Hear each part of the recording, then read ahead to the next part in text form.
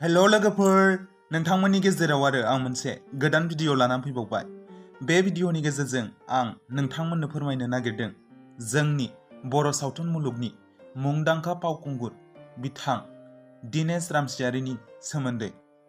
बिथां दिनेश रामचियारीया बर' सावथुन मुलुगनि सासे राफोद फावगिरि आरो बिथांनि फाव खालामनाया थारैनो जोबोर बाखनायथाव आरो बयनिबो गोसोखौ बोनो हायो। बिथां रामचियारीनि हमटाउनानो जादों बरमा आरो बिथाङा कलेजखौ एस.के. हाजरिका कलेजनिफ्राय खालामदोंमोन आरो बिथाङा 28 एप्रिल 2019 मायथाइयाव प्रमिला बसुमतारी मुंनि सासे सिख्लाजों जुलि जायो आरो बिथांमोनहा दा सासे फिसाज्लाबो दं आरो बिथांमोननि फिसाज्लानि मुङानो जादों आजबिक रामचियारी। बिथांनि जोनोमा जादोंमोन 31 जानुवारि 1983 मायथाइयाव, अब्ला बिथांनि बैसोआ दा 38 बोसोर। बिथां दिनेश रामचियारीया बर' सावथुन मुलुगाव फाव खालामनाय माखासे मुंदांखा बर' सावथुनफोरा जादों फारियै। बिथांनि गिबिसिन बर' सावथुनानो जादों बाजै सना आरो बे सावथुनखौ डिरेक्सन खालामदोंमोन प्रबिन गयारीया आरो बे सावथुनाव बिथांजों लोगोसे फाव खालामफादोंमोन फावखुंग्रि आइरिसआ। बेनि उनाव बिथांनि फासनि दौलें सावथुना खनकसा बर' बिथांनि डिरेक्सन होनायाव ओंखारो आरो बे सावथुनावबो बिथांजों लोगोसे फाव खालामफादोंमोन सबिता आरो आइरिस फावखुंग्रि बिथांमोनहा। बेनि उनाव बिथांनि अन्नाया सैथोब्ला बर' सावथुना ओंखारो आरो बे सावथुनाव बिथांजों लोगोसे फावखुंग्रि महरै फाव खालामदोंमोन जनालि बसुमतारी बिथाङा। बेनि उनाव बिथांनि गुमैनि लोगो बर' सावथुना ओंखारो आरो बे सावथुनावबो बिथांजों लोगोसे फावखुंग्रि महरै फाव खालामफादोंमोन जनालि बसुमतारी बिथाङा।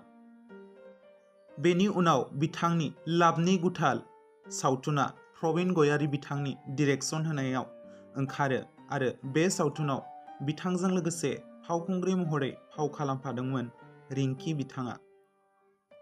बिनि उनाव बिथाङा फाव खालामनाय सावथुनानो जादों नोंनि अननायाव आरो बे सावथुना बायजु सिंहनि डिरेक्सन होनायाव 2010 मायथाइयाव ओंखारदोंमोन आरो बे सावथुनाव फावखुंग्रि महरै दंमोन मुंदांखा फावखुंग्रि मासुम ब्रह्म बिथाङा। बेनि उनाव आंनि फेभरेट बर' सावथुन रुपहि दैमानि गाथोनाव बर' सावथुना 2011 मायथाइयाव खनकसा बर' बिथांनि डिरेक्सन होनायाव ओंखारो आरो बे सावथुनाव फावखुंग्रि महरै फाव खालामदोंमोन जनालि बसुमतारी आरो अनजालि फावखुंग्रि बिथांमोनहा।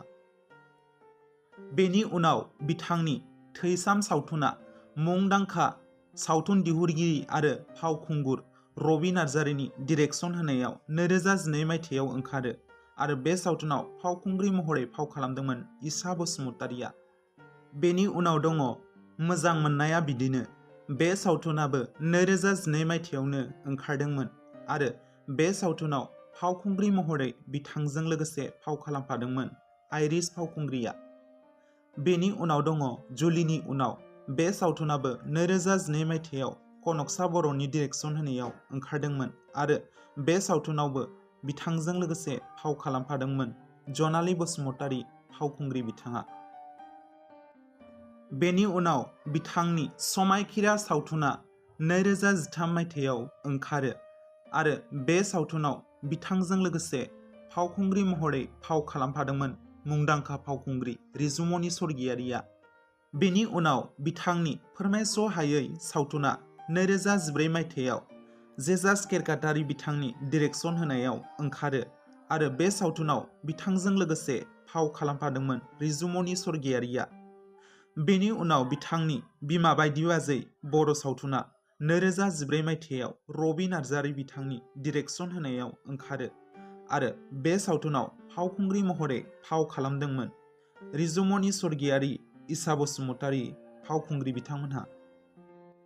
बेनि उनाव बिथांनि अन्नाइनि आन्दोआव सावथुना सोमदोन बर' बिथांनि डिरेक्सन होनायाव 2014 मायथाइयाव ओंखारो आरो बे सावथुनाव फावखुंग्रि महरै फाव खालामदोंमोन फुंबिलि आरो लीना बसुमतारी बिथांमोनहा।